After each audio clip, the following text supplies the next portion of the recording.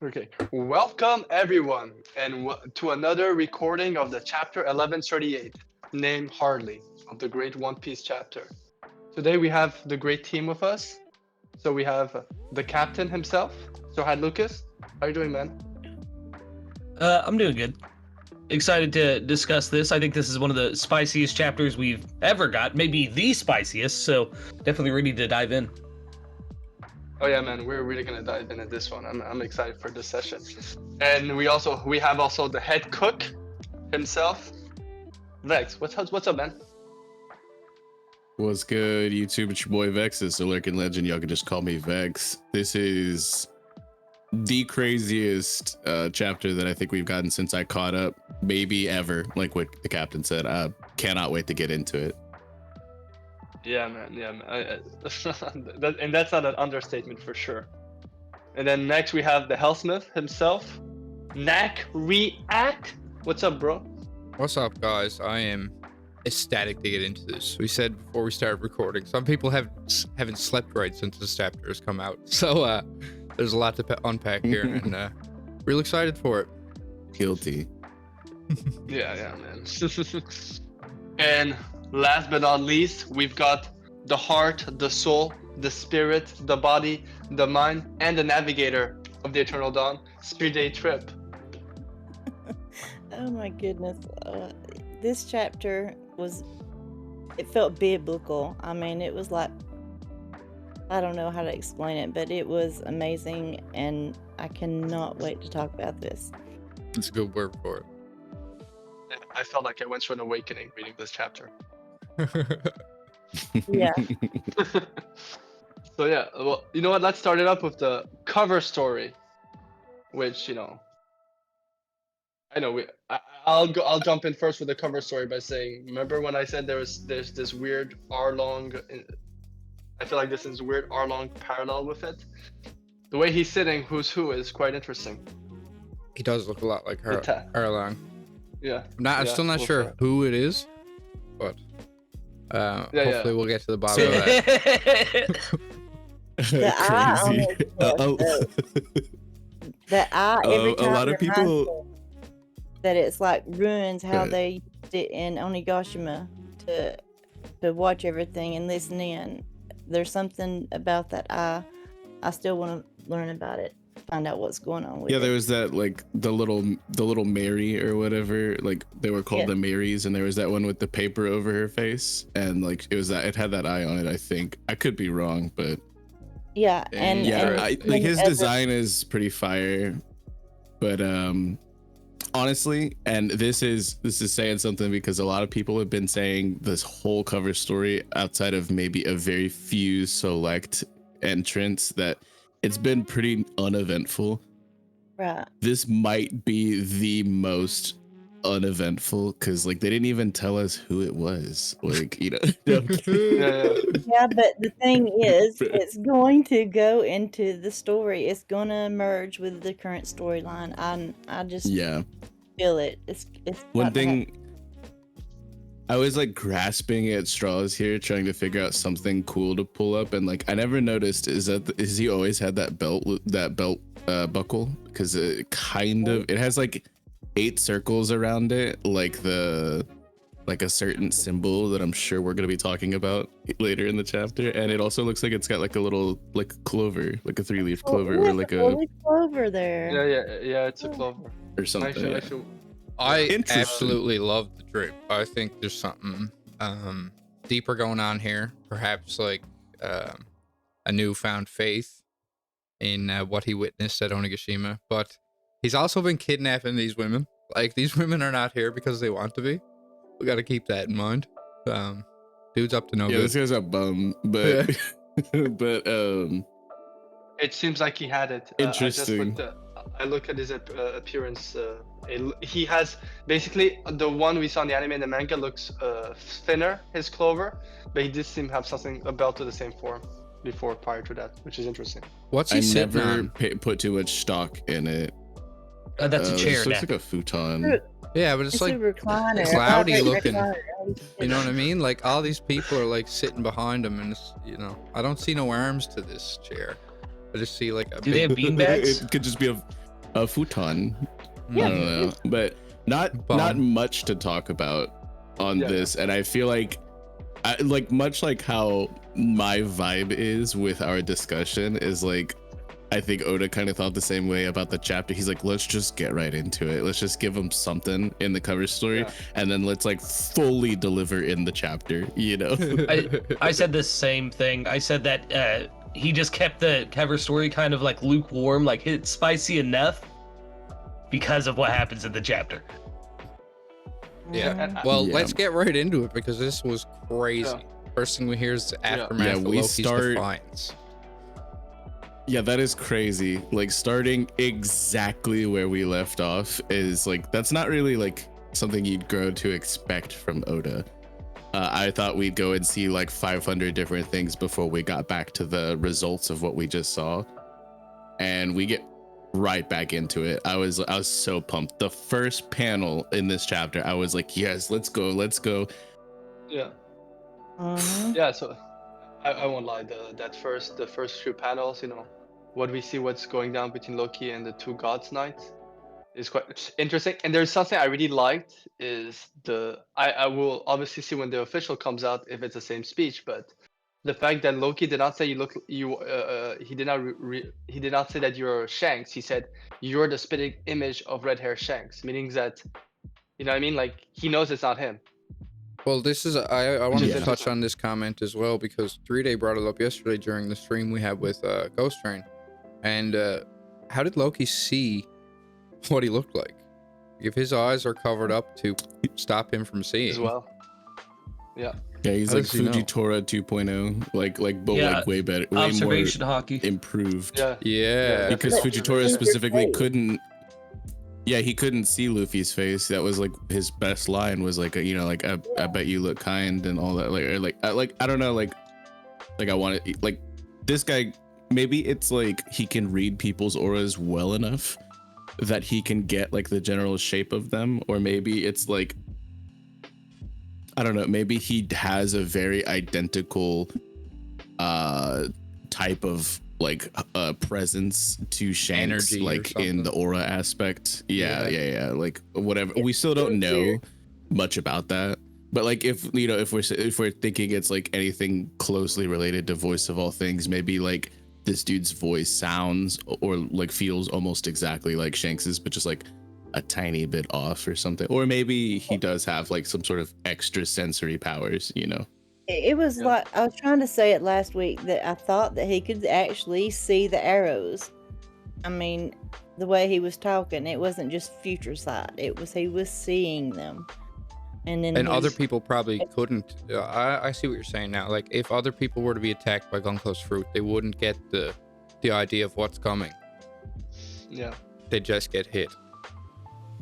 Yeah, it's again this part of, I think it's this part of observation hockey that Oda hasn't gone deep into it. He just brought it up in Dressrosa with Fujitora. This weird, you know, awareness thing, you know, Shaki be able to sense power levels, radiate, not able to see the future but see the past. Luffy never sensed like Shanks' hockey when he was younger, and instantly in Wano knew it felt like it was very, you know, like he recognized it to some familiar. extent. He just didn't know who it. Yeah, very familiar. Yeah. I think we're getting deeper levels to that. Yeah. I kind of hope it ties into the Voice of All Things to some degree. I'm not sold that it's firmly a hockey ability, but like it could be something completely different. But like it would be interesting if this is the through line we got that tied them together, because I've heard a lot of people, you know, who are fully on that bandwagon, and I'd love to be fully on that bandwagon. I just can't be yet, you know. But this whole interaction here in the beginning was really, really interesting. The back and forth between Loki and then the two knights. We actually finally do get as good of a confirmation as I think we're going to get that Shamrock is in fact Shanks's twin brother, and he is Shanks is the younger twin, right? Right. Yeah. Yep. And with that exchange, there's something that really was interesting. Is we've seen Gonko's energy, but I find it very interesting how, you know, Shamrock looks like, you know, very, you know, not lazy, but he's over everything. You know, he is taking his time to answer his curiosity. Yes, that's weird. is- For him to think of Doesn't people care. as ants, he answered him anyway. He's indifferent. He's like, you can know that it's really not going to matter because like our goal is Well, he inevitable. he still has multiple angles here, and one of them is to get Loki to be on their side. So I mean, like, I guess it's maybe like an act of good faith where it's just like, you know, why would I lie to you if I'm trying to get you to be on our side, even if that might be more dubious than it seems on a surface level. I can understand why he would divulge a little bit here, you know. I What love I this found line interesting, about though, what a was family, though. I'm sorry, I that didn't mean he to cut you off, didn't. Trudy. No, I'm sorry too. I just thought it was interesting that he didn't. He seemed like he didn't blame Shanks. That he still felt like he was nobility too. That he just, I don't know, he just went astray. Yeah, It was an Shamrock odd choice of words. seems indifferent to it all. He's like, it doesn't, you know, it's just something that happened. Like, it gives me the vibe of Corazon when he's talking about, you know, the depravity of his brother to Law. Yeah, shout know out what I to mean? you for that. You've been talking about the Corazon Doflamingo family dynamic for the odd So, brother out for yeah. years. What's so. really interesting, in excuse me, in a little bit of a contrast to that, we know that Homing and the rest of the Don Quixote family were they chose to step down and go back to the surface, and they were not allowed to return to their positions of nobility. Whereas the way that it's worded in the scan that I'm reading right now is that it says that Shanks did in fact return to the Holy Land, which could or could not be 907, but he was too Infamously. attached to the surface. Yeah, he was too attached to the surface and remained, you know, not noble. Does that mean that the door was left open for Shanks when it wasn't for the Don Quixote family? Absolutely, because he didn't choose to. At first, did not choose to be down there. It was Yeah. in a treasure chest. He It didn't could have a also choice. be You could say They- something about it could the also Yeah. be that the Figarland family is just of a higher status level than the, like, because Doflamingo and Rocinante didn't choose to either. Their father, like, kind of basically made them, you know, which Their father wasn't running the So I don't God's know. Knights either. The sins of the father. yeah. So I though. think, yeah, I can see it. I'm interested to see how this translates, or what maybe develops a little bit more from this once we figure out more about Shanks, because even though we have known him for a very long time, one of the first characters we're ever introduced to in the manga, there's still so Also- much mystery, and it's so brilliant of Oda to still so far down the line have told us so little about this man, you know. Mhm. Also, one thing that's about the point of view.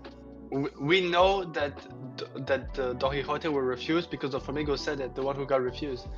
What if, like, for the rest of the Celestials, they never wanted to come back, you know, like whoever is the person who refused them to come back for the Flamingo, could have been the same, you know, storyline where Shamrock, when he was growing up, he heard that, oh yeah, Doflamingo and Shanks both used to be have celestial lineage, but they refused to come back. You know what I mean? Lying about, you know, the fact. It could also be about point of view. That's what he was told. Maybe that's not what happened, you know? Weren't the Don Quixotes like in the Tantada history books like not an evil Yes. ruling class? They were like more of an what would I say? A realistic rulers. It makes They me were think probably one of that the 20 kings. yeah, it makes me think that this is a complete inversion of their family, like you have been saying, Q, because they had the one brother that turned out to be an outcast, but he was Doflamingo. He was the one who wanted to be, you know, the one to take over the world. And this family seems to have, you know, everybody who's diehard for the cause, except for Shanks. Shanks is the outcast of this family. I love the inversion with that. And Loki Yeah. even talks about, This- you know, I thought my grudge couldn't get any worse. What a family. But you know, that's kind of the same sort of idea of judging the Celestials for who they are without knowing who they are individually. Yeah. And, you know, you take also what Garling said to Mjosgard. It almost seems like he's not talking about just about him, but like the Don Quixote has been angering the Figureland for so long. You know what I mean? Like it's almost like those two families are at odds. So yeah.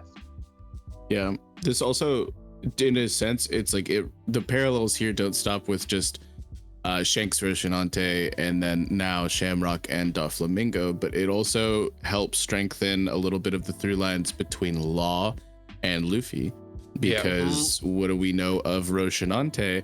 But you know, he was working under Sengoku as a world government operative, and he was looking after Law in his final moments and days and stuff, and it's just really, that's crazy to me. And like that story, that story didn't need any like lifting up. It was already so close to the top of like my One Piece like full arcs, you know, like of all the character arcs that we've gotten that have concluded, that is one of my absolute favorite.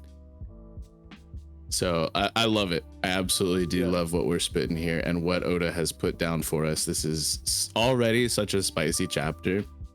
I think it's also really, I know, Knack, it really resonated with you when Loki said, you know, like, when I get out of these chains, I'll make it my mission to avenge my buddies. You know, like, this guy, man, he is Luffy. Like we were talking about it yesterday in the stream, but seriously, we haven't seen this sort of connection to creatures other than Luffy. Yeah, I have to fully agree. I think that this is just another sign that Loki is not what he's been painted to be. No one in the story that has ill will or negative intent that we've seen so far has that kind of connection with animals. And for him to be in mourning almost, seeking revenge for these animals, that right there is such a big tell for the kind of person Loki really is. So maybe also, like get a little too deep on this, maybe. Not sure if it's the angle they're going for, but it's like Loki has been a child told he's going to be evil his whole life. He hasn't really had support or anybody with him. He's been thrown into this underworld. These are the only friends this man has ever had, are these animals. Like, I'm thinking early Naruto when he's sitting alone and everybody hates him. Like, this is the kind of childhood Loki had. Yeah, exactly. I think that for the most part that is correct, but I want to interject real quick and then I'll let you go, Kube, because I know I'm sorry to cut you off, but no worries, man. I think that with what we got from Hadrian, I believe that Hadrian was trying to be a true friend to Loki, but there could have been maybe like a, you don't understand, you know, like you're not the same, like, you know, like kind of thing. And so like I feel like there could have been like somebody trying to understand him and maybe a little bit of youthful obstinance there. But yeah, we could get really deep with that, but we just don't know enough yet. But I love just kind of like that implication is so real. You know what I mean? It is, yeah. Yeah, I think the same way. I think him and Hydruden were probably very close. And after King Harold's death, that's to have that much hatred for your brother, especially in the One Piece world, something terrible had to have happened between them, which would be their father's death. If Hydruden trusted Loki and always free Loki.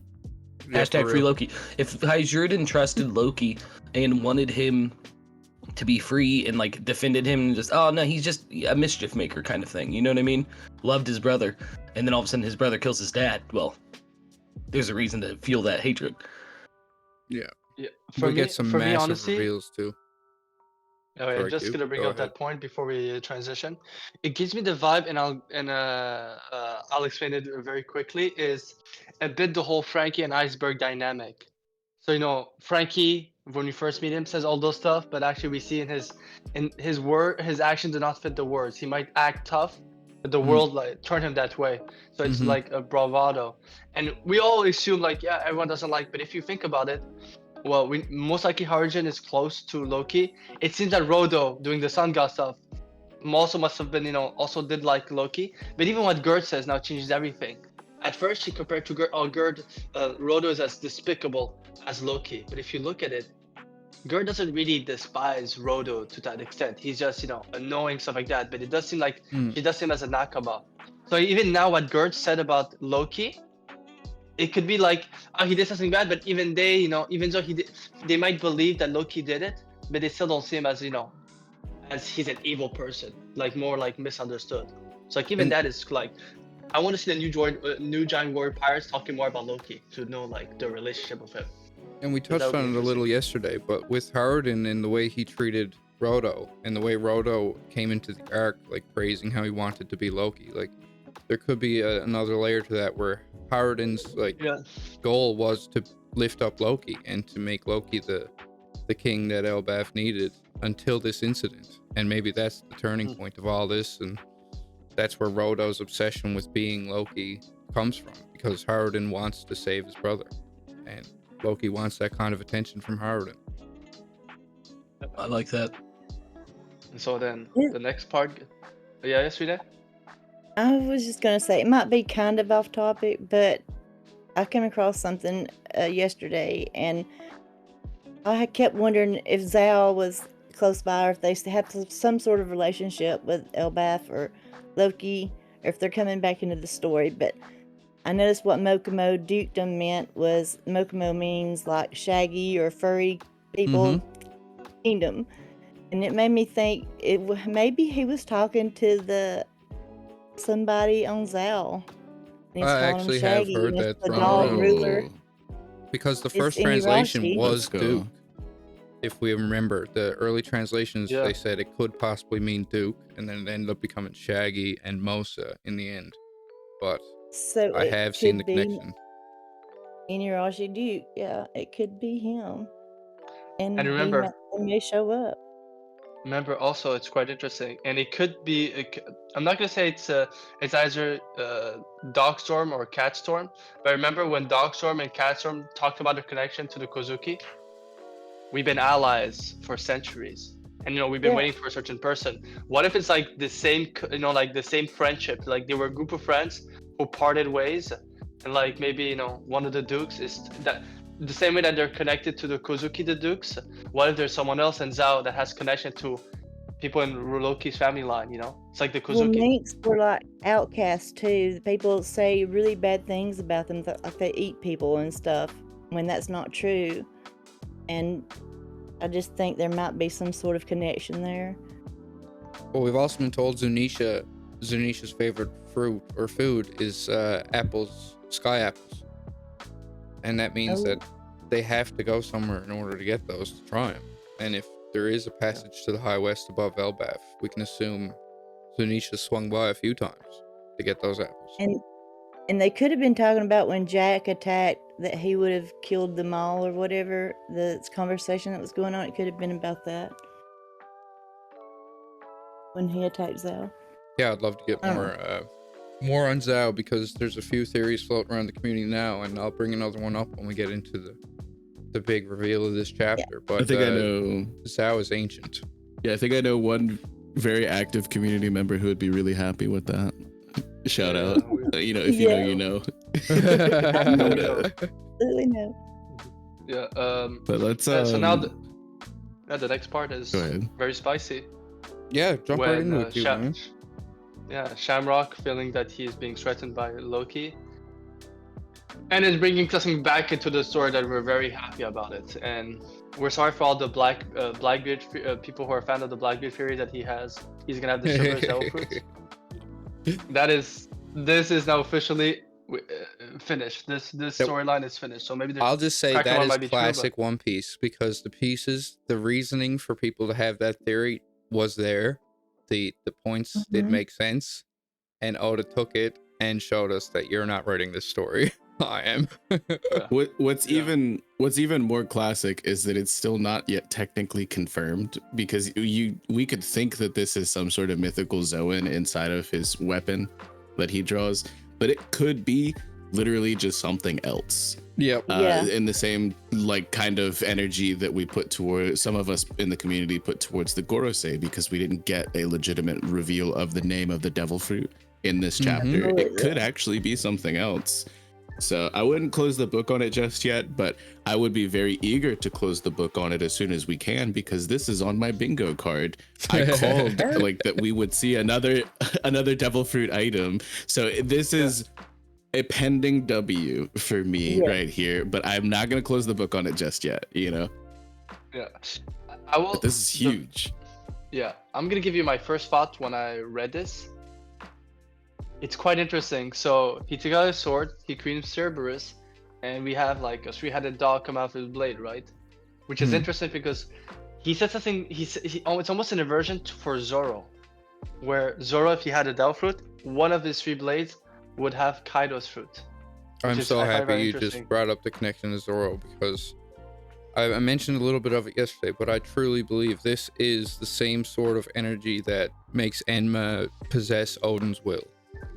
This is not like, if there's two sides to the coin, there's the pure energy, maybe like of someone willingly putting their soul energy into something, and then there's the evil side, and this is pulled from like the darkness or like the shadow of this world. Cerberus has been known to be the guardian of hell, and I mean, that's just so fitting with the yokai forms of the Gorosei, that perhaps like Imu is pulling these creatures and putting them in places in this world for their benefit, not for any other reason.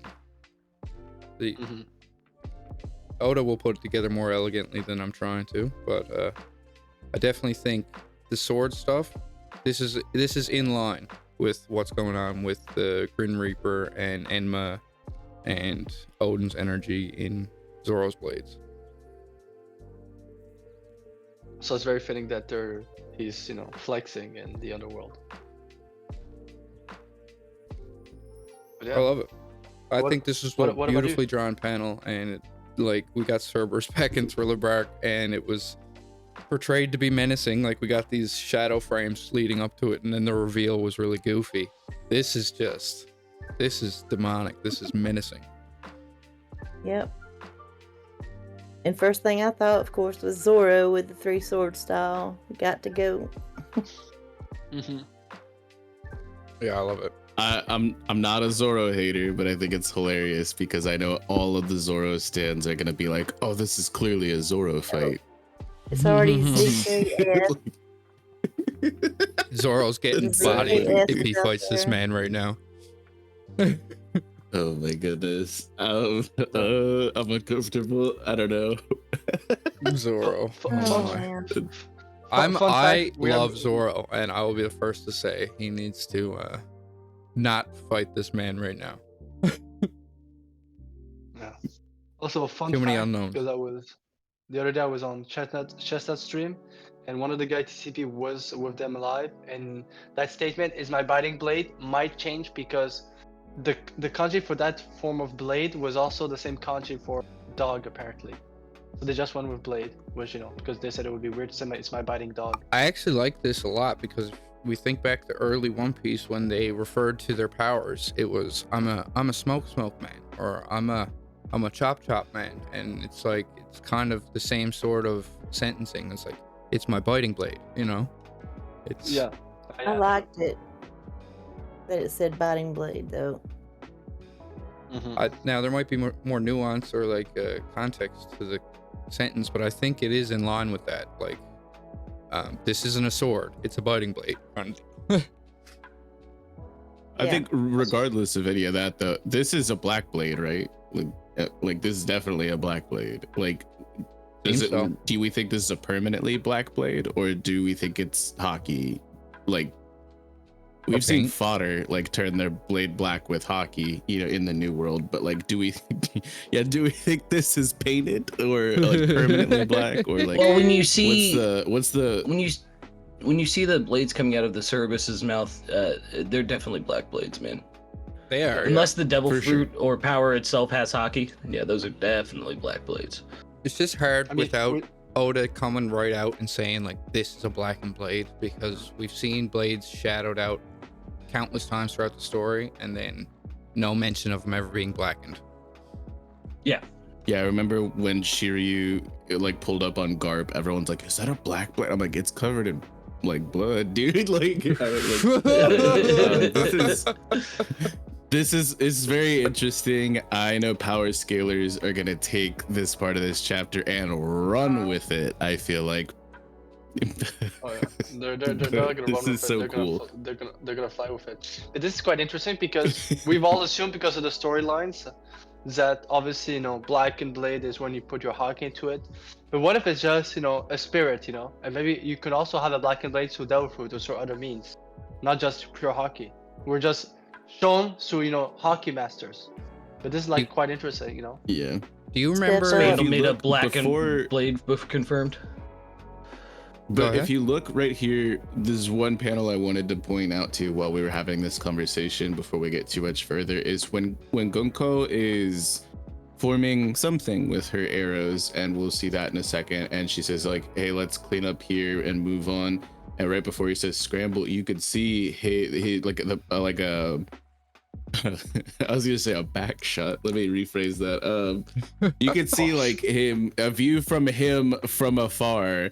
And this blade looks white. It looks like the black essence is like coming out or off of the blade through some means. So like maybe it's not a permanently black blade, but I don't know how much we can trust this redrawing or like how much we could read into such a far off, like paneling. But it's curious, Seems to have I had a this thought It's an on interesting that. thing to think about. Go ahead, Three. I was just gonna say I had a thought. Since the Gorsei were granted powers from Emu, I think that's how they were able to do their yokai forms. And maybe the Holy Knights don't necessarily have to do that. Maybe Shamrock did not want that in his body, so he had it put in a sword, and that's Emu's power, and he controls it with his will.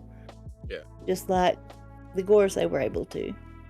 I think Maybe that's there's a super fair limitation. assessment. If you think about it, on people like the Gorsei, there's only it's like slots. You have a certain slots, but then making it to weapons is different. Like I'm just a thought. Oh, fun fact: when I first read the chapter, when Shamrock says scramble, for a second I thought he said shambles, and I said, wait, what? Yeah, I was like, room, scramble. You guys, what was I was that like, character what? that was with Baby Five? Is a buffalo? And his neck Yeah, did buffalo. the rotate. You can see the collar hair of the Cerberus kind of doing the same sort of helicopter motion Yeah. to Yeah, generate energy. I noticed that. I thought it was pretty interesting. True. Yeah. But yeah, into the next panel, we do see she makes some sort of flying machine and buckers on out of there. Where is she getting all those bandages? This is like the rope guy all over again.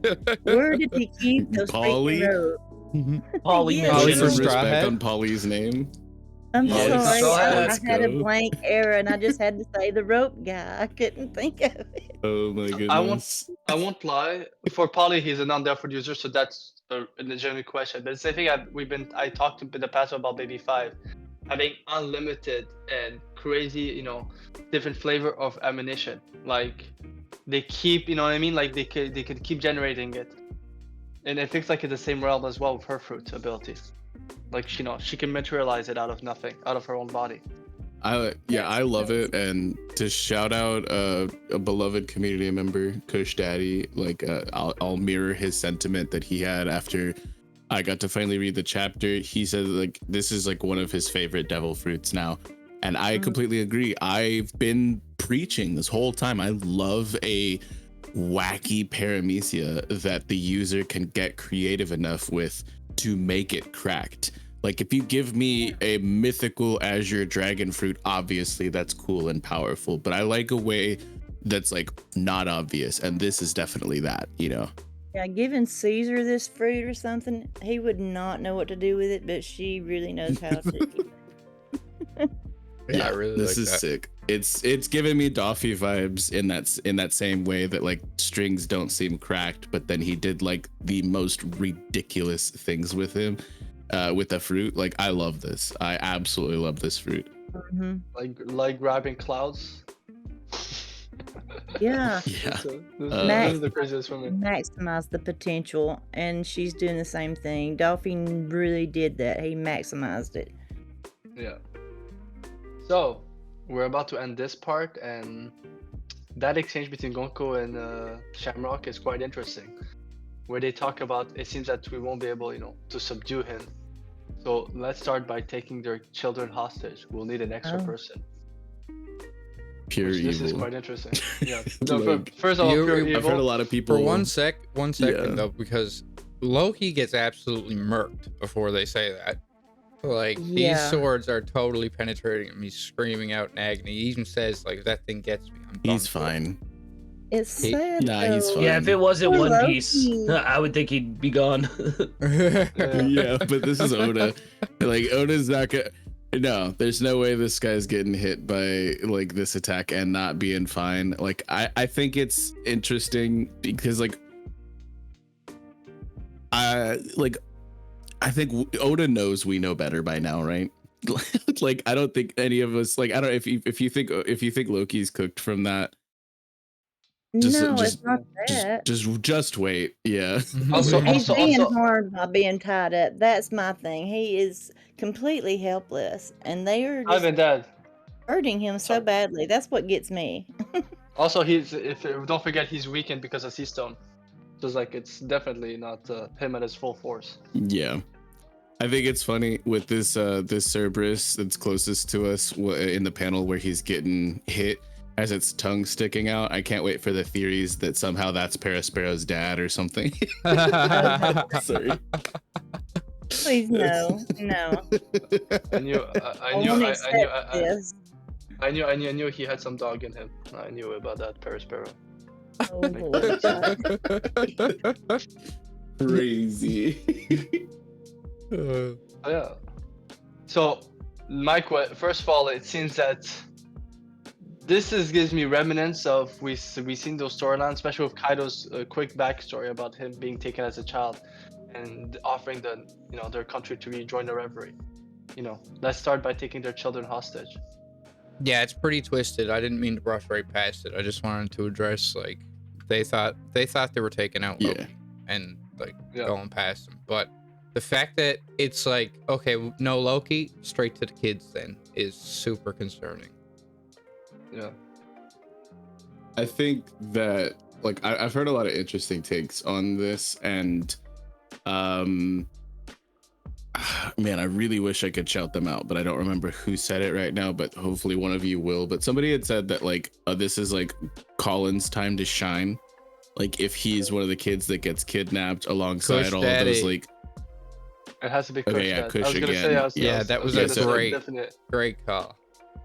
So if all of the kids do get kidnapped here from Elbaf, and we know that they're all like peaceful and like they haven't ever known like battle or like war, because that they haven't been raised in that, like, but Colin is like the one like scrappy young lad who's like down to fight, so if he rallies the rest of the youth, that would be sick. I've also seen a few other theories. I'm gonna shout out Mr. Bushido 56, who had mentioned that what would really grind Luffy's gears is if Bonnie were to be taken, and a lot of people are on the agenda that this Shamrock figure could be Bonnie's biological father, which would be crazy. If I'm not sold on it, but it's really interesting to think about,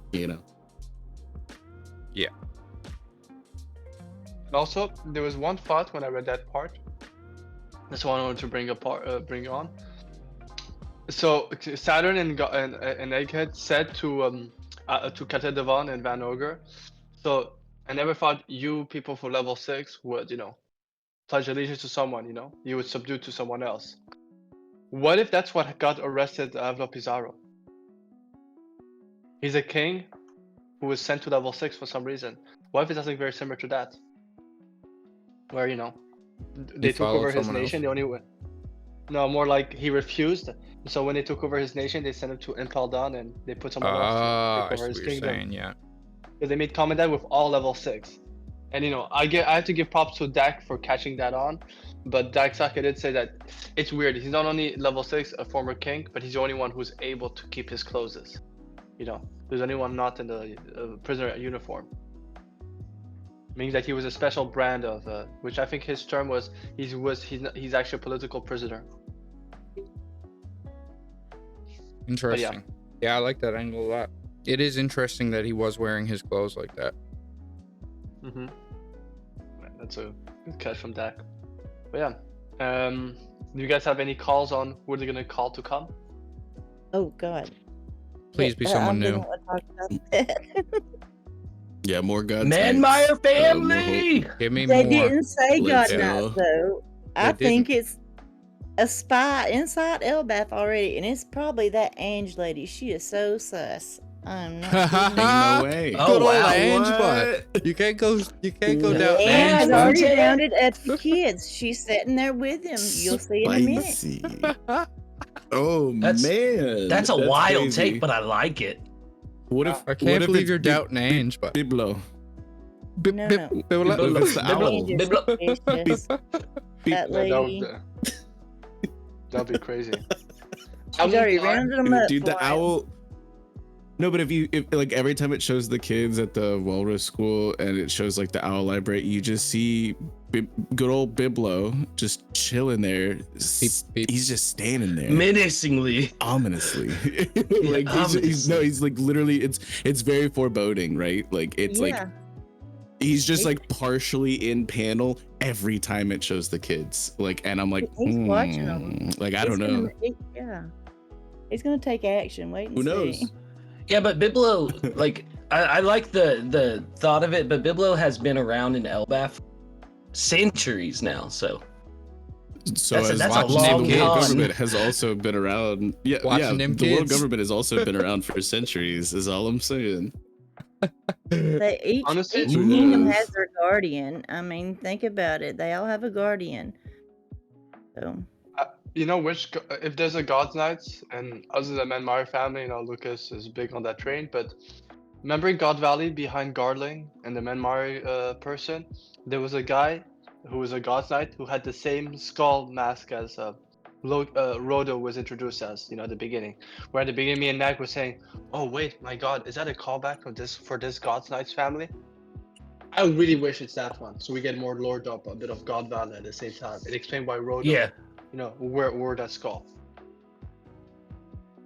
Wild. it doesn't even stop at the skull. Even the clothes Rodo was wearing were very similar to that God Knight. Yeah. No, just a thought.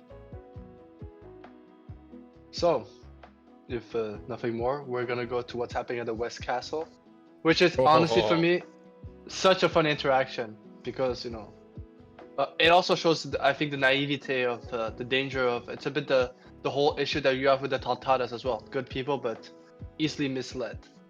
Like, it's very funny how they're just saying, yeah, I saw in my own eyes it was Shanks. So, and everyone's saying, oh yeah, oh man, that's messed up what Shanks did. Like, dude hasn't been, you know, an ally for them for the last 6 years. And I won't lie. And then I'll let you guys spit. But it was so funny how, you know, Nami is shocked how, you know, he trusts in Shanks. And he tries to tell her about Telmare, and she just says, it's Belmare. Yeah.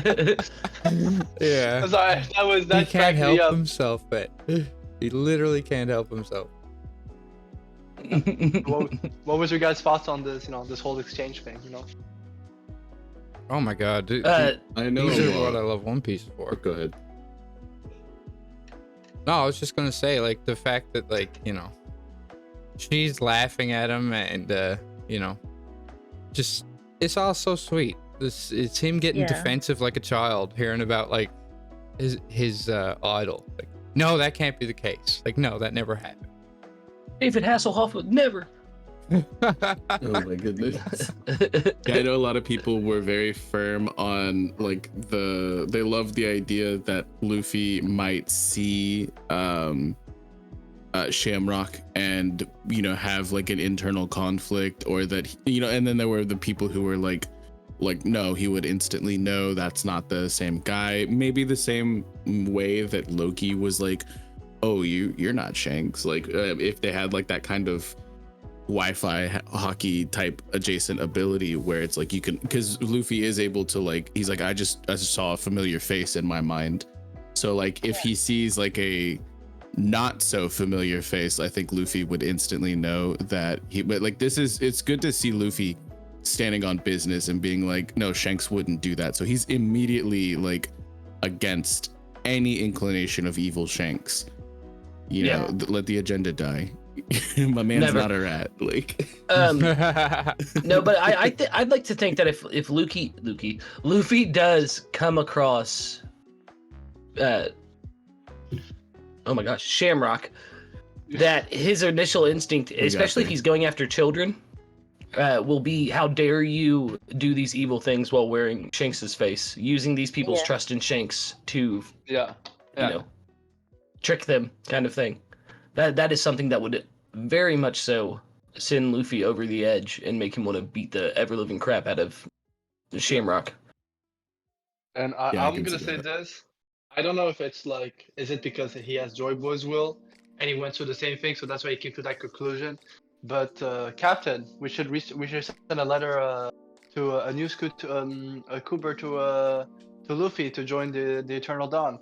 Dude theorized the actual truth. If you think about it, his coping mechanism is actually what went down. Oh, it must have looked like maybe a brother. If it's a brother, I'm sure he should be like, dude. That's some theory crafting from Luffy. Yeah, Luffy is the best One Piece theorist. We've just found this out. Should join us. You should join us, honestly. Yeah, right. Yeah, but and moving. Yeah, I was gonna say moving forward. The spiciest part of this. Yeah, no, I was gonna move on as well. It's just the spiciest part of this is him talking about. Shanks never talking about his family, and that he was raised on the pirate ship, and Roger and Rayleigh were his real family, their whole crew, except for Buggy, which always got to take a stab at Buggy. Let's go. But the figure walking towards the castle while he's talking about Shanks being found on the ship, and I mean, guys, I think that's Scopper Gabon. I'm not gonna. Yes, they're talking about the Roger crew as they're showing the panels. Come on. And when that cover story came out, it was the same time that Rayleigh met up with Luffy and told him that he's gonna train him. Dude, it has to be Scopper. The Shiki train has died for me. Exactly. bruh. Which I'm kind of sad we won't get a baby doll, but at the same time, it's Scopper Gabon, y'all. Yeah, I mean, I'm a big proponent of all Shiki agendas, but this is pretty substantial here. I definitely am more leaning towards the Scopper thing now. You know, absolutely. It makes sense if they're all waiting at a certain point. Just with the visuals and the storytelling, like the silhouette guy has to be Scopper. I'm not dismissing Shiki's not coming around. I'm just saying the way they're portraying this character now. They're talking about the Roger crew as they're showing this character walk up to the castle. I'd be shocked if it's not. And if it's not, it's just for the shock, in my opinion. Mm-hmm. Yeah, I would agree with that entirely. It's very anime-esque, not even just One Piece in general, to be like, we're talking about this thing, and here's a character walking silhouetted that's connected to this thing. Yeah, like... yeah, exactly. Srinae, you're saying something? Oh, no. I was just agreeing with Knack, 100%. Okay. So, listen, Captain, for this next part, I will let you spit because, we know he's your guy. Frankie's group. It's not just my guy. It's my girl as well. I'll fight you. I'll fight you. No, I love this, guys. This whole little interaction between Ripley and Frankie, and him being like, I thought the Atom Tree was meant to be rare. There's so much of it, and then Ripley immediately being like, maybe I should sell some of it if it's that rare. But my favorite part is Frankie imitating Saul, being like, "It's a secret tree, Bucko. Don't go cutting it down now, you heard?" You can tell Frankie's putting on a heavy hick accent.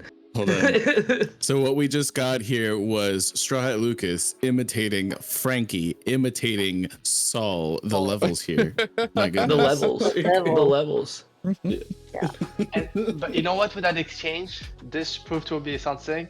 Is that definitely it's very clear because she just said some weird stuff when we first met Ripley. She was definitely a giant warrior pirate, showing that old side of her. Yeah, showing that old side of her. Contrary to the others, she was an actual pirate before that. part of those, we just all assume with what she said, but it could be Lucy, it could all just be the culture, but this definitely shows that she definitely was part of the crew. I can agree with that. She's so cute though. I know, her holding Frankie like a little toy is like the funniest thing ever Should to have me. been me. She's like, maybe I should start flipping this stuff. Yeah. Bro, that panel is so cute because I mean, look at the smile on her face, but Frankie getting the ultimate uppies is just hilarious to me.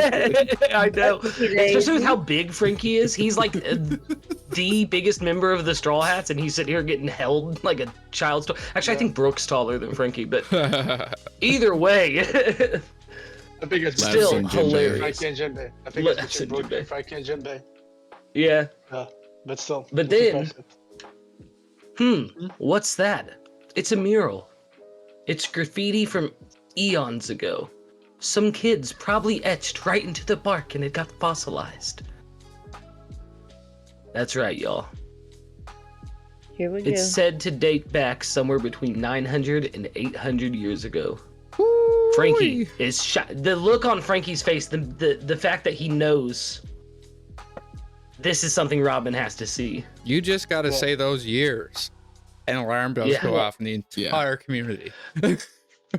Yeah, my chapter reaction, which will release later tonight at the same day that this recording comes out, the minute I heard those years, guys, you'll see it in the video. My face goes from YouTuber Lucas to One Piece fan Lucas, and I get real quiet, and I'm like, "What's going on? What's about to happen?" Like I was on the edge of my seat with us seeing just like little tiny stitches, like these little slivers of panels of what was going on. I was like, no, Oda, don't you do this to me. Don't you do this to me. Like, actually, shout out to another ready. community member, Tainted Mars. I was watching his live reaction. He said, what? I need more. What? Why? Yeah, because it was, I thought we were going to just get teased the mural. I did not expect the full reveal. Yeah. Yeah. And I'm gonna bring up something. You guys have heard me say that about Luffy's dream. Yeah, that comment. Is that what I think? It was probably just some kid's dream. Fun fact: this was the statement that Whitebeard said to Rogers in Luffy's dream when he heard it. mm-hmm. Yeah. And it's like in some of the Straw Hats said the it's same thing. bolded. Yeah. And it gets like a full, huge, wide panel, and I'm like, this is the emphasis here, like, it's like intentionally, like, very, very, very, very, like, heavy-handed in this moment, and I love it. I feel like when the anime gets to this scene specifically, I'm literally gonna have goosebumps, like chills will run down my spine. Same. This is like. I equate this similarly to like a Raizo is safe moment, or like a he laughed. Yeah. You know what I mean? This is huge. This is enormous. Yeah. Agreed. And It's not even the face biggest as thing well. this chapter. Yeah. And so Lucas, you were not there yesterday for our stream, but I did make a funny comment, but I'm going with it. I want to see Luffy's reaction. Since he's gone Gear 5, he seems to connect to stuff on Joyboard Nika's, memories about Pluton. I want to know how Luffy reacts to it, like saying, "Oh wait, it's not accurate." Like this weird thing. Someone asking, "What do you mean?" "Oh no, nothing." Yeah, Like, I wanna see Luffy's reaction. I was listening in on the stream, and I think that would just be wonderful if Luffy was like, "Well, that's not right. That's not how it happened." Like.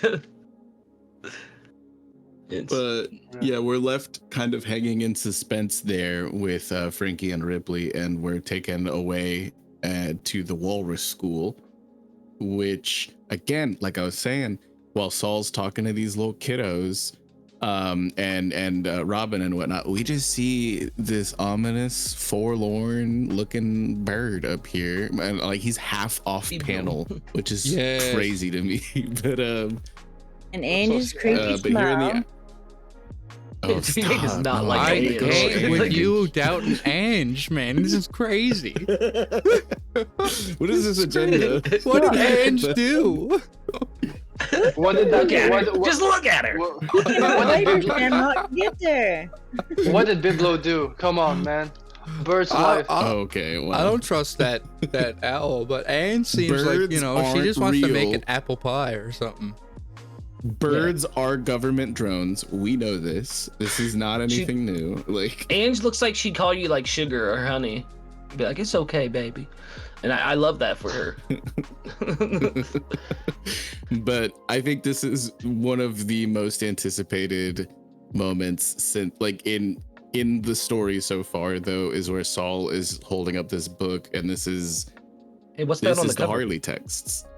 Yeah, and we see the symbol with the 8 circles surrounding that one. And what's interesting is the center circle looks like it's not a very clear drawing right here, but it kind of looks like it has devil fruit swirls if you guys look really close at it. Or some kind of detail inside of it, yeah. I got the same thing. But it's the symbol of the ancient kingdom that everybody's been tying, like the Alabasta flag and the Kozuki symbol, like all of these societies that have existed throughout time, and, like, to quote what we're about to see, like, silently passed on the legend of Nika throughout the ages. All of those, like, that ancient kingdom symbol is right here on this cover, which is so spicy. And it's crazy. And this book is beautiful. enormous. Like, look how tiny they are. And you know what's Chopper's a interesting? dot next to it. Like, And you know what's interesting is that is the beautiful storytelling of Oda. In pre-time skip, when we learned about Warland the first time, it was Frankie explaining that the giants, the race of people who came there, they decided to make a home because of the Treasure Tree Adam. And now Frankie is there, and while they're going to Treasure Tree Adam, he's showing him a mural that now they're saying this is why that's what all the giants were of Elbath. What if pre-time skip it was not actually because of that Treasure Tree Adam, but it was because of that mural that they decided to stay there, make a home there because of the mural. Like, full circle. It's crazy when you think about it. Goes back to the same person. yeah. Moving on to Saul talking about the Harley text. When he says that's why all the warriors of Elbath believe in very different sun god, but he says that, isn't that the funniest thing you ever heard? It makes me think that Saul's tribe of giants believe in a very specific version of the sun god, because he goes on just a few panels later to do the Dondo Toto. So it seems like maybe his giant tribe specifically believes in the liberating side of Nika. Yeah, and seeing these guys here doing the Nika dance, Insane. like, is really it's really interesting. And one thing to note is that who isn't doing the Nika dance? Ja Rule. Hashtag free Loki. So yeah, I don't know. This is so hype. Like, whenever, like, Robin says, "Can I read it?" and he's like, "Of course!" Like, oh my goodness, dude. I was literally, like, jumping up and down when I was reading this, dude. I'm like, this is it. Oh my god. This is the moment that you were talking about Ripley, and, like, how that moment gave you chills and everything. This is it for me, where Robin starts reading and she says the first world. Yeah. The earth burned in endless flame, and you see Frankie's expression looking at the mural. Before we even get that, though, before I got to that panel halfway through the page, like right next to that, when she said, "Haha, I'll read it out loud," then I was literally clapping. I was freaking my dog out. My neighbors probably heard me. Like, I literally unlocked Gear 5 in that moment and was bouncing off the walls. I was like, dude, yes. Oh my god. And I was watching an absolute goat, Dak Sake's live reaction, and bro was shouting. Bro was like, oh, like, this is it. This is what we've all been waiting for. Like, this is so huge. Yeah. And this is only the beginning. Watching everybody's live reaction, the transition from where they thought that it was over when Frankie first saw the first few symbols, and it just showed that little bit, and they were just, like, so depressed, like, this can't be it. And then they get to the last page. It was amazing. Yeah. Insanity. So for this next page, I think the best thing is to give everyone, their own time to speak with no interruption on, their interpretation on the 3 worlds and the mural. Like this, we can hear everyone's takes with no interruption. So who wants to go first? I will. Repeat. Okay. Go ahead, man. The first world. The earth burned in endless flame, and in the hearts of men burned with desire. From whispered prayers, I don't have to. No, I'm joking. You don't have to do all that, bro. Yeah. I would full narrator. My bad. No. So with the mural, where do I freaking start? Oh my god.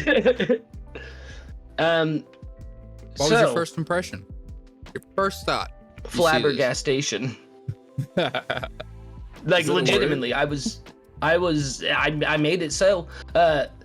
I was lost when I not lost, like couldn't process my thought. Just like it's like 3 days said. It was biblical when I first saw it. It shook me to my core almost. Like I couldn't think of words to say, but I immediately started pointing things out. Like obviously you have the sun god Nika. You have what looks like a giant there, but I think that's oars, if anything. Because I don't think this. Everyone, I've seen a lot of people saying that this depicts all 3 ages. I think this only depicts the second and beginning of the third world. The start of the void. Yeah, that's the hard part, is not knowing which world it is. If it's all 3 or the future. But the first thing I noticed was this thing on the left only has 4 fingers, and when we saw Emu in Marie Joie transform, once again only 4 fingers. There's obviously Also, like, it could be that we don't see the thumb as well. The way he's holding the Yeah, it sun, could looks be. like the thumbs. Yeah. but nonetheless. But if you look right below that, there's 5 of them with the Gorosei. That's what I thought of. That actually took me a few days. That wasn't my initial. I didn't even see those guys initially because there was so much else going on. But the distinction between the larger giant with horns and then the one that's at the forefront, the one that looks like an Elbathian warrior, makes me think that big one is oars. You have Poseidon, a Tatata, Mink tribes, both Sulong and regular. You have Samurai and Ninja. You have the Alabasta King, the ancient kingdom symbol right there. I always depict the sun as Alabasta, still to this day, because of their kingdom's flag. But there's just so much going on here. The spiciest bit to me, if I'm being honest, and I think me and Nak disagree on this a little bit, is the factory at the far right. I think this kind of proves something I'd said in my Faustian Deal video, and that is that the way to create or produce devil fruits is through death, through mass extinction almost. Now, I know a lot of people have said that these figures, there's 20 of them and they're carrying energy. And that it could represent, or there's 19 of them and it could represent the ancient kingdom. But the way that they go down and then come back with the halo makes me think it's showing death. And these people going down, they're carrying their wishes and dreams all the way up until their death, which would result in a devil fruit manifesting itself because they're wishing and dreaming with all their might not to have this happen to them.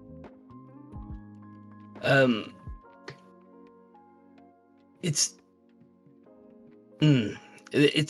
so interesting to me that it's all about these little. Disagree with there. I find the mural is going to have countless interpretations. But yeah, Keith, absolutely, man. I wouldn't dismiss anything you're saying.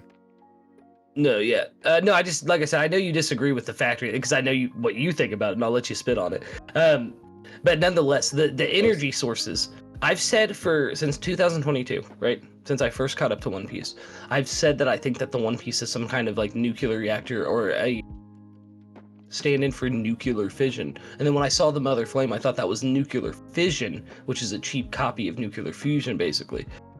And then you see these little bits of energy being given over to Zunisha and what looks like maybe Emu or Lily. But then you see the thing on the far left is holding the sun.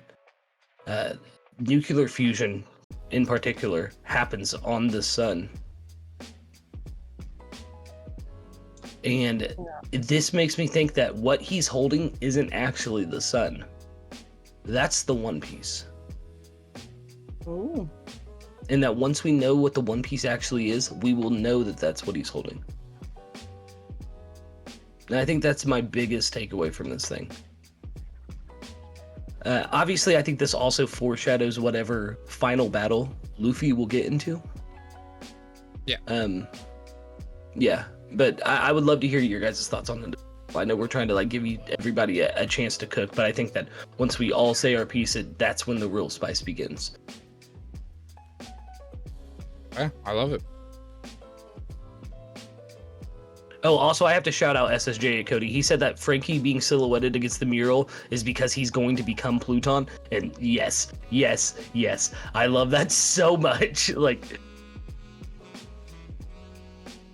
Yeah. so who's next? it's Who wants to take a stab at this amazing? I didn't even touch on the dragon at the top. Who wants to take a stab at this mural next? If y'all have to leave, shouldn't Vexus go next then? If y'all... Ooh, yeah, because me and Vex may have to dip soon for D&Ds. Yeah, I got a lot of thoughts on this. The first and foremostly, what stood out to me is like so many of these figures are like Lucas had said are emblematic of races and even individual characters specifically that we know of, not just through antiquity but also like in the main story now. So is this prophetic or just like some thematic foreshadowing? But obviously this depicts the past, but what patterns may repeat themselves in the final war of the story. I'm seeing like the two of every kind of animal down here by what we can only assume is Noah, you know, that arc over by the factory. I'm seeing a giant whale falling from the sky, which is insanity. I like that's the first one of the first things that caught my eye as a supporter of the Laboon Union. You know, shout out to Dak Sake. That's crazy to see that here. Yeah, absolutely wild. Seeing these two large silhouetted figures breathing fire at each other is insane to think, and the Arc Maxim is what it looks like right there. Or a lot of people have been saying Uranus, which is crazy. Mm-hmm. There's so much to get into here, and all of the little tiny intricate details are just so cool. Like the Sultan Tata Giga Chad right here by what we could definitely assume is the mermaid princess of this era. So that's a full-on ancient weapon, and a lot of people have been speculating that all three of the ancient weapons are depicted here in some form or another, like I just mentioned with that Arc Maxim lookalike potentially being Uranus. I've heard a lot of different takes, and like Knack had said, there's so many different interpretations that can be spawned from this mural.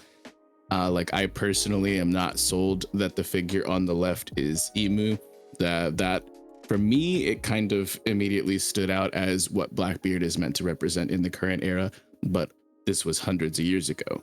And so, because darkness is his whole thing, so some sort of an eclipse or like a blocking out or capturing of the sun, that's darkness right there. And like I could see it being Emu, but my mind originally first went to a Blackbeard parallel, which is so sick. Yeah, I like that a lot. I've noticed so many other people pointing out lots of little tiny significant things, but to me, like one of the most curious things about all of this is exactly what Lucas had brought up as well, as what is this currency, this sort of energy or soul or life force or light or whatever that these 19 individuals seem to be bringing up to the top of what we could assume is Zunisha. And this figure who may be Lily, maybe Emu, maybe something, I don't know, one of the 20 kings possibly, but this is pretty spicy because we also do see it above this figure on the far left with the sun in their hand. There's a couple more of those little like balls of some sort of energy or whatever, and I'm really curious to see how it goes down.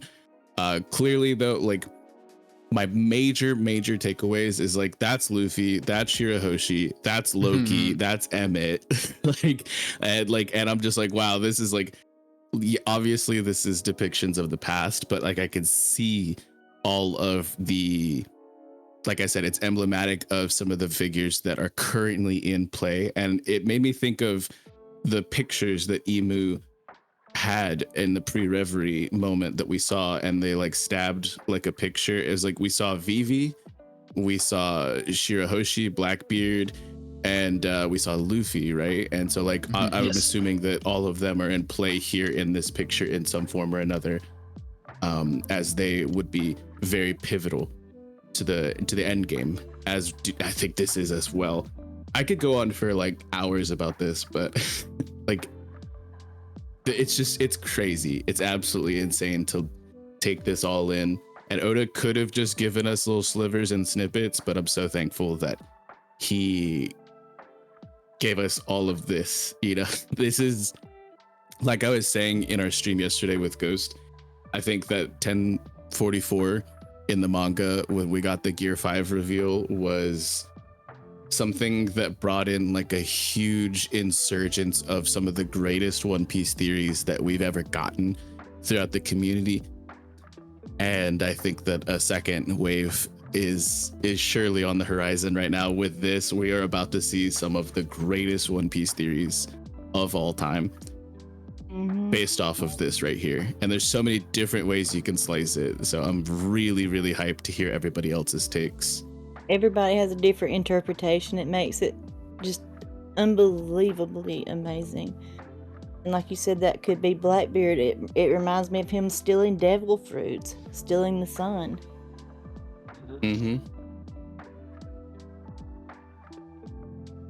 Oh, Well, to strengthen the Blackbeard like connection a little bit, if you want, because I said, I think that the factory on the right represents the manufacturing of devil fruits. Look above the figure's hand, the 3 lights, 3 devil fruits for Blackbeard.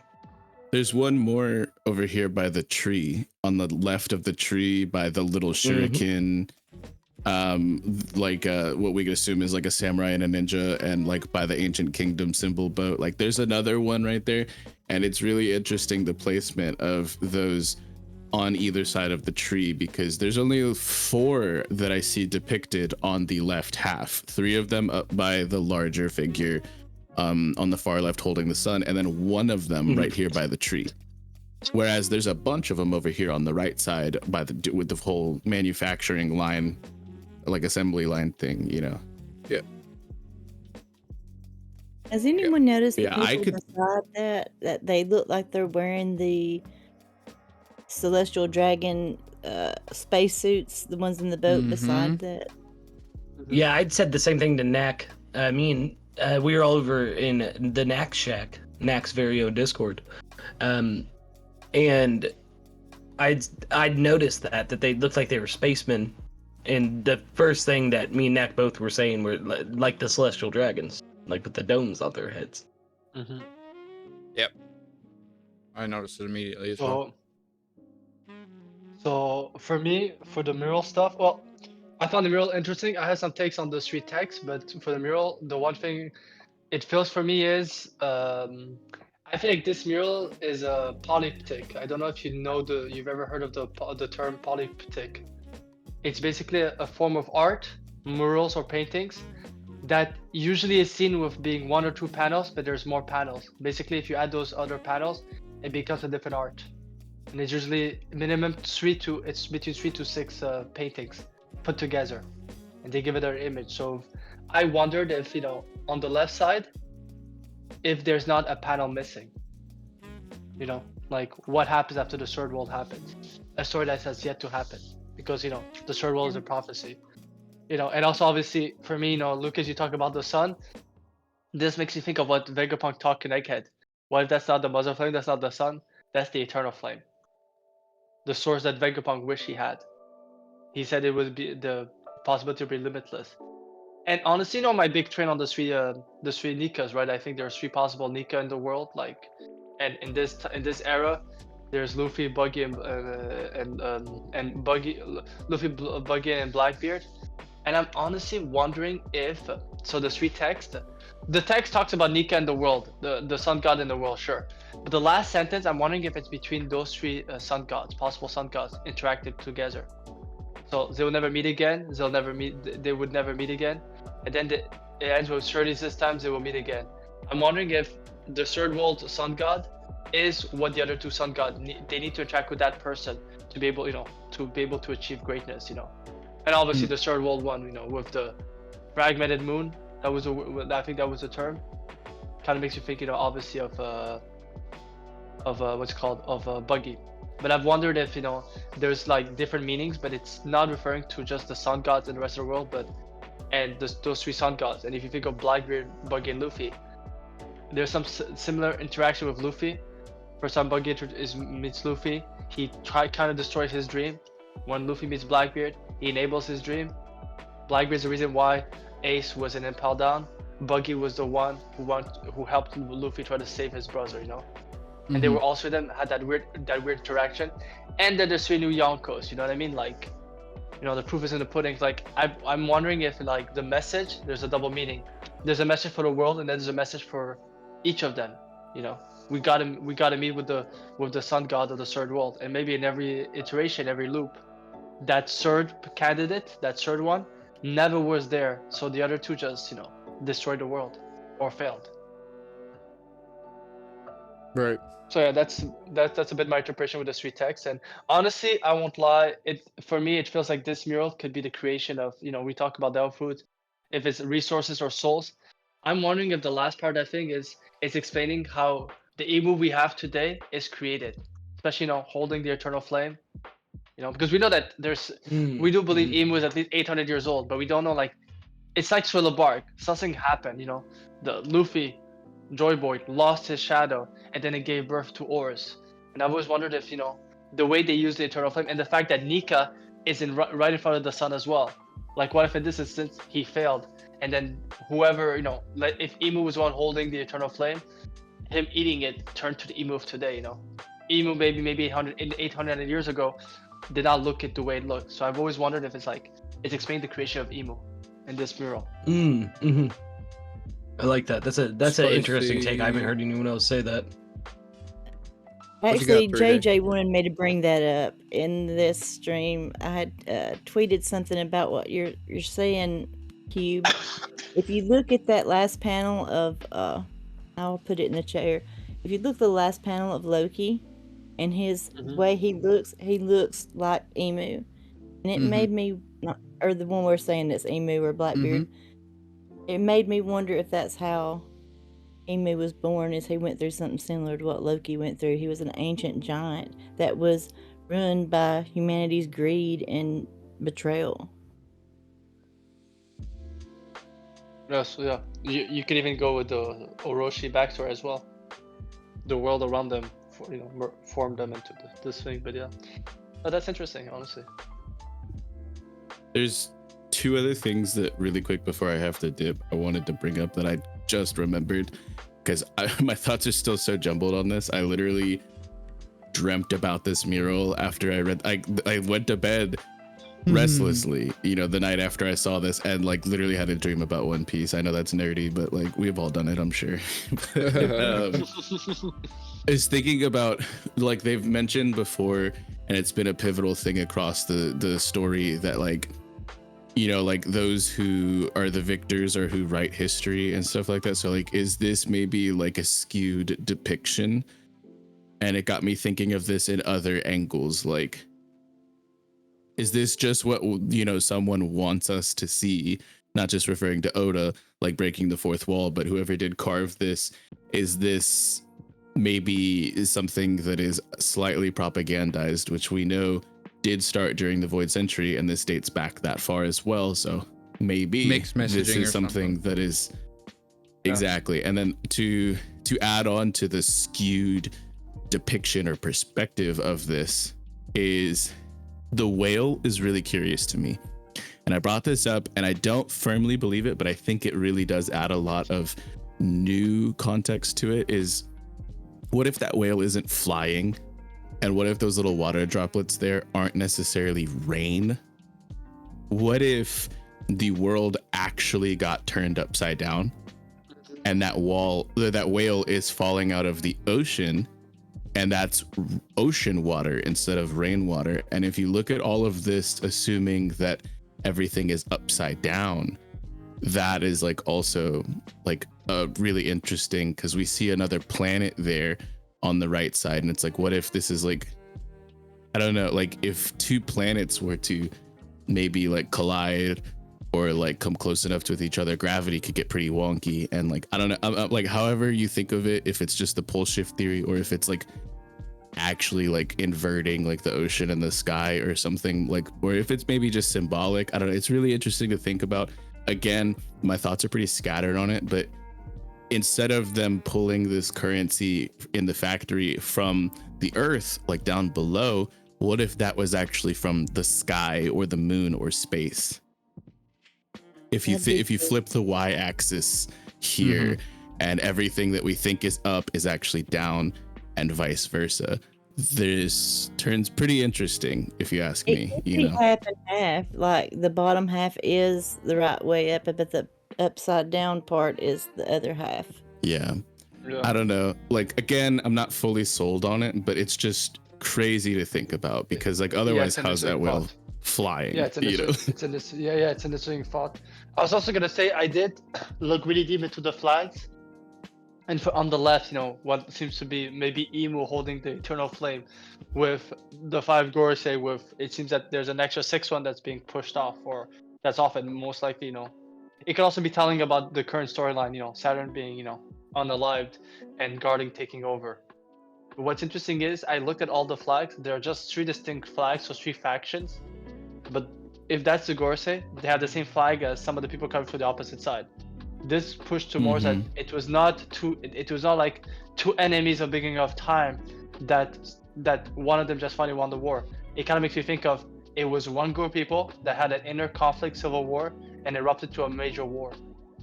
Yeah. And it's this storyline was described of what happened to the long-lived tribe over a century ago, where they used to be one people, but because of a certain, we don't know what event happened, the long arm and long leg have been feuding to this day. Yeah, I like that. So I'm wondering if this is, and we've heard about the national enemies of the Celestial Dragons that are D-clans. This mural kind of makes me think, what if the D-clan, the original, before the D-clan existed, before the Celestial Dragon existed, they were one group of people. They used to live in harmony together. 100% say that. I used to say all the time, that Joy Boy's crew, I think that a lot of them, the crime they committed was kind of like, not treason, but like a mutiny against Joy Boy. Like, they knew he wouldn't be the one to bring the change that they needed in the world, so they didn't just give up or anything. They did actions that would be seen as betraying Joy Boy. So I like this as well, especially with what Cobra was saying in Marie Joie as he was dying. And among the D, there is a traitor, maybe. But yes, Vexus, I believe we have to take our leave. Yep, that is actually correct. I have to go be in the One Piece D&D that we do here on the Eternal Dawn. It should already be up. You go check out the VOD, check out the playlist if you're catching this recording. Yes. So definitely go check that out. But yeah, we gotta go cook over there. It's a very busy day for us, but I could literally go on about this for hours. And same. I think all of us within the community will be talking about this for years to come, so yeah, looking forward check to out my that. rambling addiction on it coming soon. Love you guys. Have fun. But love all of you guys. Continue Crew, to cook. captain's orders. Yeah, captain's orders. Continue to cook, my guys. Hell yeah. I'm really excited to hear what Brede got to say about this mural. Ooh, no, I gotta miss 3 days take. Guess I have to watch the video. So Vex and Lucas, we'll see you at the next sunrise. Yes, sir. Hell yeah, brother. 10 out of 10 chapter from me. 1,000 out of 10 chapter for me. Wow. Oh yeah, okay. Theo. The one-upsmanship. No, it's really, we'll give you because me and Nag basically gave our interpretation. We'll let you spit. Let Nat go. Let Nat go. You ready, Nat? I can spit. So I've been we talked about it a lot yesterday in our stream with Ghost, but I held back on my first impressions because I did want to let him out here. I see this as sort of a multitude of things, but my first impression was that it was a retelling of the battle that caused the Void Century. Similar to like how Lucas was saying, I seen it as a single event first. The more I look at it, the more I see multiple events, and I think there will be many ways to interpret it, like both as past and future, and even present in the One Piece world. But initially, I mean, my first thoughts are, we got two sides of the mural with a tree in the center. I envisioned this tree as the Eve tree before the red line was formed, and we're looking at the Paradise and New World section separated by the tree. And in the Paradise section, like its name suggests, there was a sort of calm up to a certain point, that people sacrificed something, they offered up tribute to Emu for this protection until this, whatever this event is that is being depicted. And the left side seems to have been a place of constant war, a place of the fighting. I see, you know, we got Zunisha there. I spoke about it earlier with Zoe, but I have a long-running theory that Zunisha is carrying the outer ring of Eni's lobby on its back, and that would suggest Zunisha's from the Paradise section of the New World and can't get back for some reason. This would only further cement that after the red line was formed, that's why Zunisha can't get home. And I see this building over here with all the machinery and smokestacks, and it screams Water 7 to me. I don't know about you guys. So we got a Water 7, Eni's lobby, and then the Arc Maxim in the moon tells me it's Skypiea. So I get a lot of vibes of Paradise on the right side of the mural. Aside from that, like, we see all the factions, we see all these representations of the different races, and you know, like I said, my first interpretation was this was the battle that caused the Void Century, but the more I look at it, the more I could see it being a reflection of every turning of the worlds. But without getting into specifics on it, I mean, it's going to be one of those pictures we come back to, and oh, that's what Oda was saying here. And you'll be able to tell different stories from this for a long time.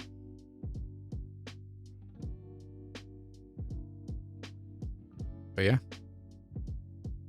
what do you guys think about that? That's a fun point. I won't lie, you guys heard my take with that tree in the middle. I still believe that there's a fourth tree.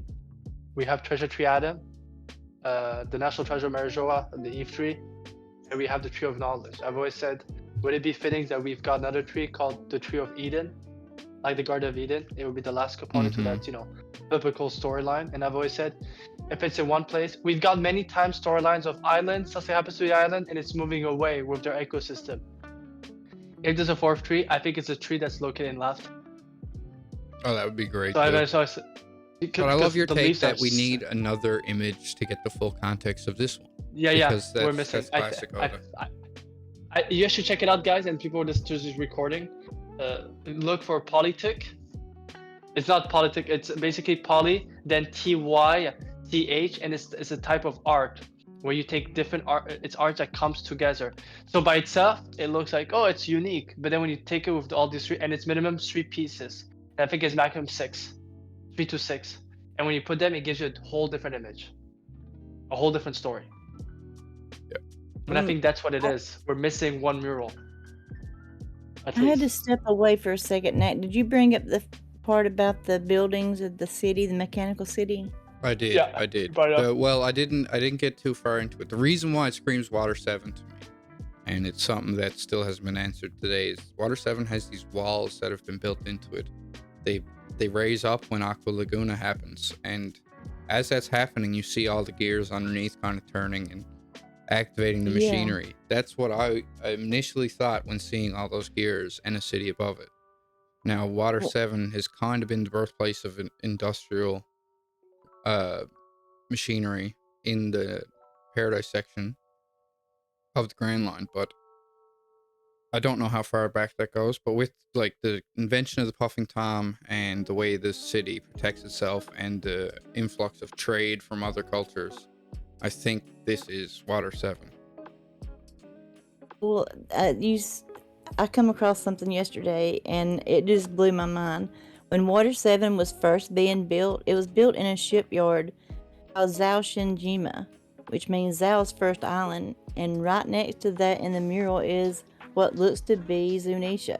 Oh my God! See, that just further cements. It is a headcanon right now, but the idea behind Zunisha carrying the outer ring of Eni's Lobby is based on the architecture of the grander island of Eni's Lobby, and how it matches up to the Zhao City. And the center of the Zhao City seems to be missing, and it just contains this forest with the whale tree. And Zunisha has been, subjugated to carrying this city for 800 years because of some great crime, and it's been suggested the great crime was accidentally assisting Emu, like being manipulated by Emu. And if perhaps the minks are from Eni's Lobby, or what we know as Eni's Lobby today, that is the purpose of Zunisha carrying Zhao, is to one day put them back in their homeland.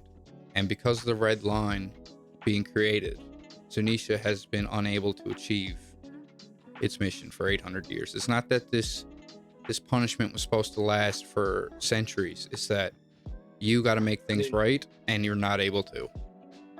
Is it? I'm gonna play devil's advocate because I've always said that is one person's treasure could be another person's trash. One person's mission could be another person's curse. Yeah. I find it very interesting. We never hear Zunisha talking about that, that curse it has, but it could be that from the point of, I always said the person who explained that to us could have, the way it was explained to them was a curse. Maybe it's not, like, because, it seems that Zunisha is doing something specific. That's an awesome find, though, 3. Yeah. Yeah. Because I've always what you're saying. Thought that so in the back of my excited head. because you can even count the windows of Water 7, and they are identical to the amount of windows. There's several tall buildings and some lower ones. They all match perfectly, though. That's why it's just so hard to deny that it's that's something related, fantastic. at least. I'm That's gonna add to what absolutely you guys saying about Water 7. Nike has heard me say that, and this goes to something that Nike brought up months ago with Will of Dreams. That's in our server. Give him a shout out if you see him on VC. So that's Water 7. At first I said there's some similarities to Impel Down as well, right? Would it be logical, 3-day, because Nike has heard that what we're seeing right now is inside the Gate of Justice? Yeah. It's right between what? It's between Water 7 and Eni's Lobby are the two islands on one side who are the closest to the Gate of Justice, and the other side of it is Impel Down. Yep. This could explain the whirlpools. This could have been all we're seeing right now is like, obviously it's zoomed in, but maybe that's how, filled was the Gate of Justice. And when everything, like, all the destruction ensued, the whirlpool stayed. Yeah, I like that a lot. Basically, Eni's Lobby. Yeah. Somebody was saying that the lightning coming down created it in East Lobby. Oh, wow. Yeah, I never even considered it, but what if this energy is some sort of sun energy, and this was happening at Eni's Lobby, for example, and that's why it's always bright in Eni's Lobby? Is there still some remnants of this sun energy? From the last war. I mean, there's some similarities with, if you think of Alabasta, which they said for thousands, the sun hasn't stopped hitting as hard as it is every for centuries. Like, basically, even though it might get cold at some time, the heat always gets hotter and hotter. That's why, they have this whole problem of drought in water. It's very important in Alabasta, so it could be the same thing, the eternal flame. But we know that Vegapunk has the Mother Flame. And he said it himself. Imagine what I can do with the eternal flame. Meaning that the possibilities are limitless. Right. But yeah. And for all those wondering, yes, we got 3 chapters back to back, 3 weeks of chapters. Well, 4. Guess what? We're gonna get a 4th one, meaning that we're gonna get a full month of chapter, guys. So I hope you guys. Oh yeah. Now, what was your first impressions, 3-day? I can't even get into the exact first impression because it was just so overwhelming, and my impression has changed already so much. But what I did was try to take a step back and just go back to the basics. Let me think about this. And I thought, well, it's like this. We're in the 16th century inside the One Piece world. So that means that at some point, time started counting from 0, just like when Jesus was born. In our world, We started counting up from there. And I tried to do some math, and I think these 3 worlds happen every 1600 years is a cycle. And that's why it's hard to explain. No, I like where your head's at. I've heard this suggested by another goat of the community, Zagrash, and he's suggested that number as well, 1600. Oh, really? Yes. Okay. Well, that's good.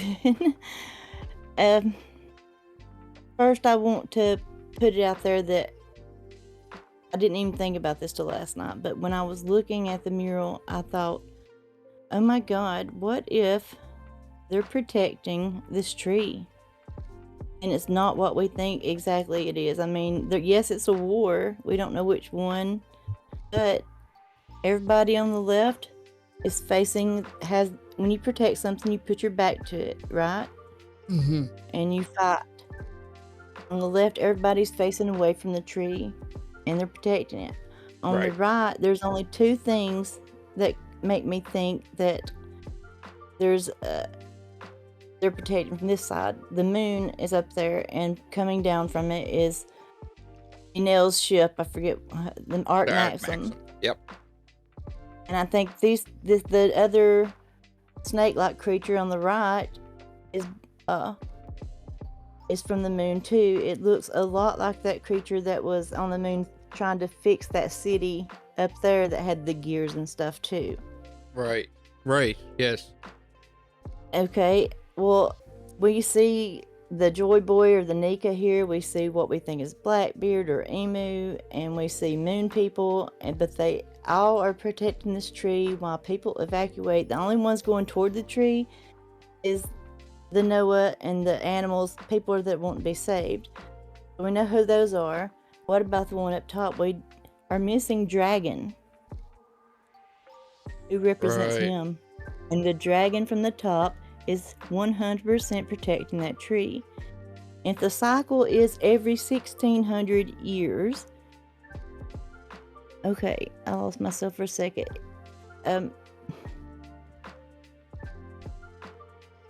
Well, nobody's brought up that fact, and I think you're onto something, because where is the revolutionaries represented in this mural? Yes, they're not represented, and there's a dragon coming down protecting them. And that dragon, like, I've seen suggested that the shadowy figures represent the ancient weapons, but we know that there's a mermaid princess down there. So, automatically, that can't be the case, right? Oh. Yeah, what else? I had forgot that's what it was. If it's every 1600 years, let's go back to 4800 years. That would be the first world. Right. That would be the tree of knowledge that they would protect. 3200 years ago, that would be the Adam tree. 1600 years ago, that would be the Eve tree. And I think that you were right about that being the Eve tree, and that's where the red line will be created. And where Fishman Island will be. They're protecting that tree every time. I think this is a representation of every war. They're always protecting this tree so that for the 1600 years another sun god can be born. That they can always have a chance to change the world for the better and bring the dawn. And I don't think it's only 3 worlds. We have dinosaurs. They're hundreds of thousands of years old. So I think there's multiple cycles. We're only getting the last 3. Oh, and I'd like to call this Madam Harley text, not just Harley text. Madam Harley could tell the future, and that's what the 3rd world is. So that's awesome. I'm gonna go quickly to jump in a few things. First of all, do you know how you break a cycle or break a loop? Mm-hmm. It keeps going on all the time.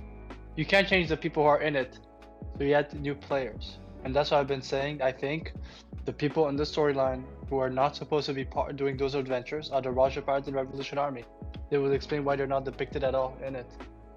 They're basically because is though. The revolutionaries are like the center. They're not weighing on right or left. They do what they do. I'm not talking about that. I'm not talking about that. It could be same to assume. I'm not saying that Dragon himself, stuff like that. Dragon he was in a cycle, those kind of stuff. But it could be their actions. So let's say that you have a cycle. Let's say we know what Luffy's supposed to do, what Blackbeard's supposed to do, what Buggy's supposed to do. But let's say that you have people in those groups that don't have assigned roles. They're just part of that group. If they find a purpose of doing something else, that's when you start breaking loops. So the main people will always do what they're supposed to do. So maybe in the revs, maybe Dragon, what he's doing is not gonna matter because he's doomed to fail. But maybe taking as a number 2 Sabo, who's not supposed to be there, this is the thing I'm saying about breaking the loops. You're taking characters who have no role, given a specific role, basically it diverts stuff away, you know? Best example is, you could even say with Law purposely taking the path of going to from Wano. He takes one path. He wants to take that path. Imagine if Luffy took that path. But who came across that path? Blackbeard. That could have been the defeat of Luffy through Blackbeard. You know what I mean? Like, but maybe Law's storyline wasn't set in stone like Luffy's, because not everyone in a cycle will have since I've read, will not have like an actual history. They're not they're variables. They're not constants. A person who is a constant in a cycle, you cannot change their fate. They're fated to do this. They're fated to fail. What I'm saying is maybe in the revs. To the 17th century, I believe, then that cycle's broken if we can get there. But I think they keep ending it after 1600 or so years, because the cycle is inside that is every 800 years, which goes back to the number 16. Luffy rang the bell 16 times, an old era into a new. 16 holy bullets.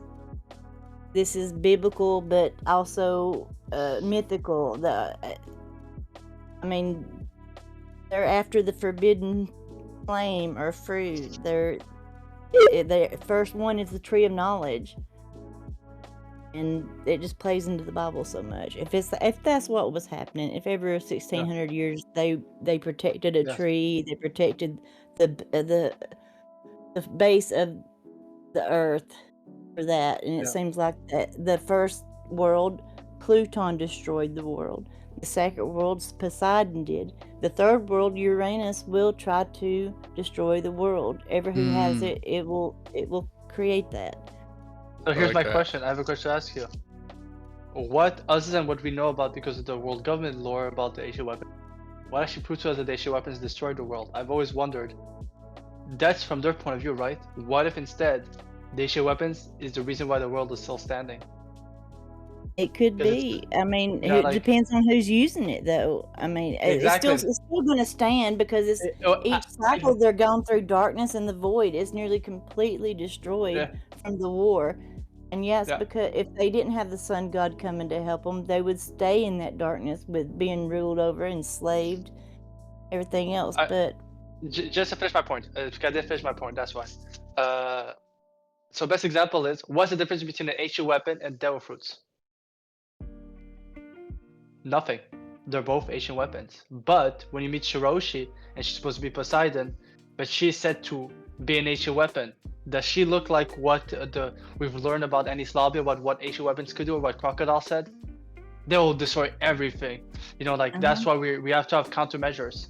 Like, it's all about the point of view. So I'm always wondering if the reason why Shandora, you could example like Shandora being in the sky, right, being spared. The reason why Wano survived all those years ago, but Pluton is living there. So like I said, it could be a thing that those ancient weapons could have been guardian deities of the world, who basically. But that's what I'm saying. The twist of it, that it could be that big twist. We're assuming it's those three ancient weapons. Maybe those three ancient weapons are the reason why the actual weapons would almost destroy the world did not achieve it. We're not seeing the bigger picture. Yeah, I know the texts are saying like it was the earth god that got mad, but I'm thinking that it may have been called earth god back then, but it was actually Pluton. And like it says the sea god, but that actually became Poseidon at some point. Yeah. But I think that tree isn't left. That tree that we're looking at, I really don't think it's the tree, because this would explain why there's this race of 800 years to go to Laugh Town. Jogo left his message and everything, This could explain it as well. An actual ecosystem, and similar to Jaya with Shandora. We know it's because of those temples and those poneglyphs that they definitely sent Shandora to the sky. Well, at the end of every period, which I think is, like I said, 1600 years, they show that they can't meet again. They can't meet again. And I think that's just every cycle that Joy Boy failed, or Nika, ever who was there at the time. And they failed each time. And I don't know when the poneglyphs were made. Everybody has different theories on that. But Joy Boy apologized, and it was never forgotten in the third world. It says that they would get to meet again, which is probably a prophecy for this one. And it's already in motion. Half of it's happened already. Right. But it says, the whales are delighted in anticipation of the day the two sovereigns shall meet again. Surely all will go well this time. Even the Sea Kings talked about it like it had happened multiple times. And I don't think it's just about two people meeting. I mean, I think it's about everybody fulfilling their purpose within the same era. Maybe in all the other eras, they weren't able to fulfill their purposes. And now they can finally truly meet again if everything goes like it should. Right. No, I see what you're saying. I like that angle a lot. Yeah, nice angle. Yeah, so it's probably crazy though. I just thought of all that yesterday, and I just had to bring it up because I had totally different takes a few days ago. I know it sounds weird, but that's just no. I think this is going to be one of those images that the more we have it, the longer we look at it, the more we'll see in it. Exactly. And I love how Oda put Frankie there. He completely threw me off guard with that. It wasn't just that he was standing there and looking at it. It was the fact that he was dressed the way he was dressed, the position he's in. He blurred between reality. He's like in the mural and not in the mural. It's just a blur. He blurred Frankie into the mural. It's just amazing. Agreed. No, it was a fantastic chapter. I think this is one we'll be talking about for years. Yeah. Oh yeah. So you guys have any final thoughts? No, I think we covered a lot. Like I said, there's going to be a lot more to say the longer I look at this. But yeah, it was definitely a 10 out of 10 chapter for me. Type of stuff that I'll remember for a long time. How do you guys feel? Same thing. For me, it's a 10 out of 10. There's nothing to criticize. Yeah, it's in my dreams already. It's that good. It's gonna haunt me because it's not that I really want to figure it all out. It's just that I know it means something that I'm not understanding yet. That's what bothers me. Yeah, because I want to know what that is. We don't have to figure it all out. It's just that there's I feel like I'm missing something monumental. Yeah,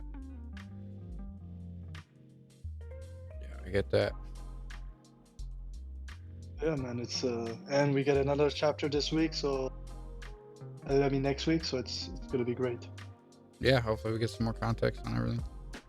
But with that being said, I think that about closes things up.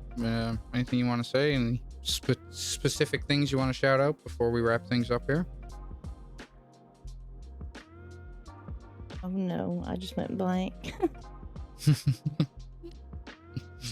Be sure to check out our shorts, our theories that are regularly coming out. Some of the ones we put out recently have already gotten W's, so be sure to check out the channel for that. If you're still here at this point, thank you very much. Let us know your first impression on the mural for sure.